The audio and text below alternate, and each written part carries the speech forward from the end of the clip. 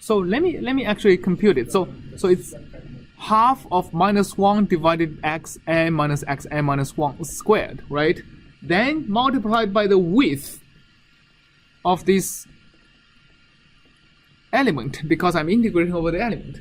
So this cancels with that, and of course I have +1, right? Because -1 squared is 1. So it's actually half divided by the length of the element.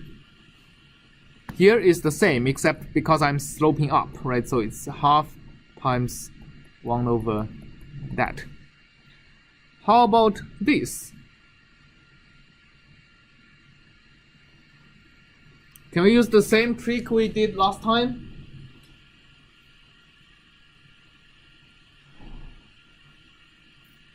What is the summation of these two derivatives?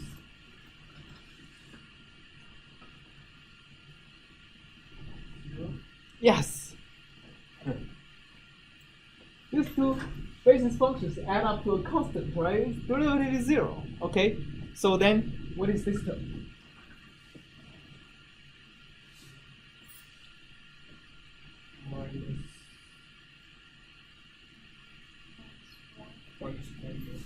Yeah, actually that's right, because I need to make sure all of this adds up to 0, right? Which is if you complete the perfect squares, it's actually integration of 0. Okay, good. So now we have an element matrix, right? Okay, so go. I mean, we can finish this derivation for the linear term later, right? First of all, let's actually go back to MATLAB, and I'll just copy the FEM1 to FEM2. Okay, so the element matrix just needs to be modified a little bit. Instead of multiply, we have divide, right? And just to look at, we have always divide by the size of the element. And now, instead of these numbers, we have half, minus half, and half, right? Because this -1, again, is splitting into two of these symmetric positions, right? Any questions about this element matrix? No? Yes?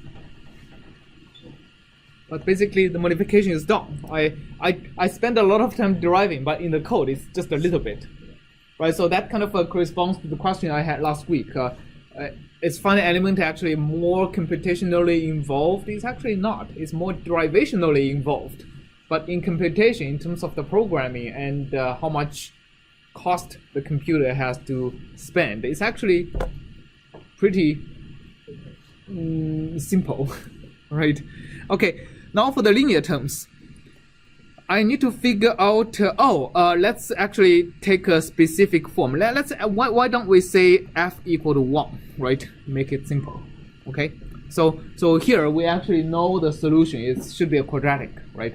The second derivative should equal to -1, which gives me like something like this, right? A minus, gives me a kind of a curved dome with two ends being 0. Okay, so if we have that, we just need to take the integral. Of course, we have a minus sign, so this becomes 1, and this term becomes minus of phi n minus 1 dx. We have minus of phi n times dx. I mean, this makes it actually quite easy.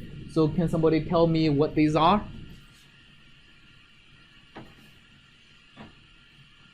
It's the same as what we had before, actually. It's the simpler case. Yeah, it's actually half times the width. Can we also just do it for general f? We can do it for general f, except for you need a way to integrate a linear function times f.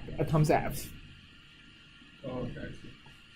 So for example, if you know f is quadratic or f is sine or something, you can integrate that analytically, right? So I don't think there is a general exact way to integrate for arbitrary f. And just because f actually appears inside the integral. MATLAB has like integrators. MATLAB has good approximate integrators for arbitrary functions, right? So basically, it's called quadrature. So quadrature is an approximate integration by evaluating this function f at many points.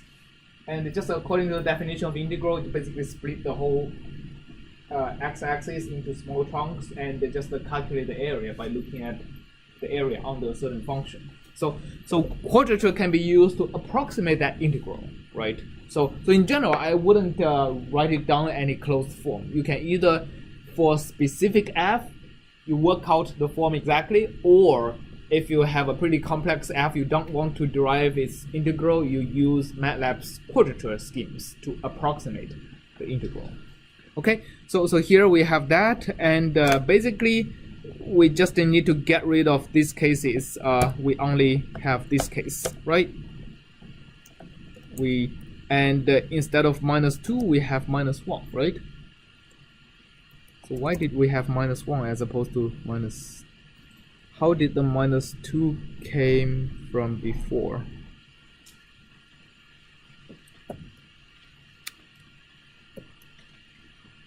The -2 came because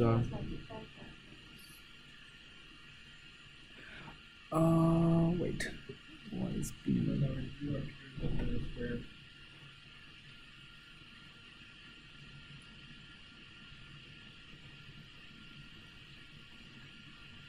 Oh, because what appeared was on the square. But do we have the same thing here? Did I miss it?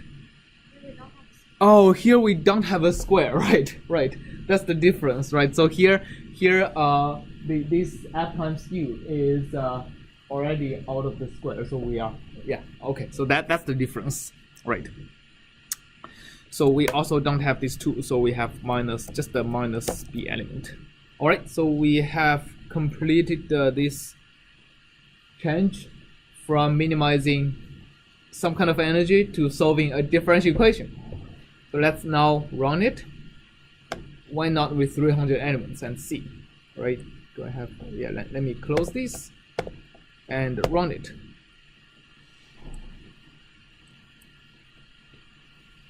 Matrix is singular to working precision. Oops.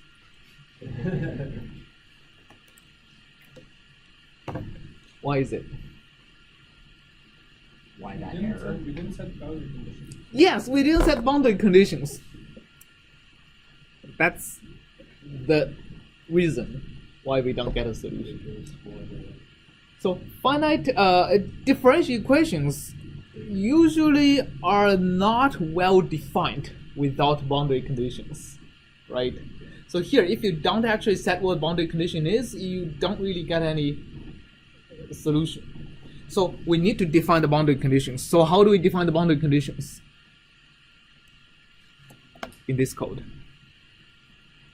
Change the elements of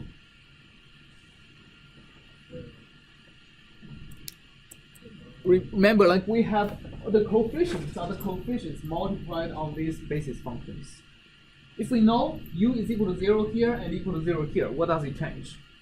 And set the a's at the Yes, a0 and an are known values. They are 0, right? So instead of appearing inside the matrix, right? So here what we did was remember we have once we take partial e partial a equal to 0, right? We derive a bunch of differential equations. But here we shouldn't do that anymore. We set the derivative of e with respect to only u1 up to un minus 1 should be equal to 0, right? Because u0 and un are fixed. The derivative does not have to be 0. All right. So as a result, we should get rid of the first equation and last equation, right? Okay, so we get rid of the two equations. We also have two less unknowns, right? So what does this do to this? Of course, we set a is equal to 0, n plus 1, 1 first, and then 2 to n minus 1. We only solve the interiors. Is equal to minus 2 times a, but we remove the first row of the matrix because we remove the first equation. We remove the last row of the matrix because we remove the last equation. So 2 to n minus 1. And then we also remove the first column because the first unknown is no longer the unknown. We also remove the last column because the last unknown is also no longer an unknown. Right? Okay, B also has to be removed like that because we are removing the first and last equation. So we also need to remove the first and last right hand side of these two equations. So that's it. Let's run it.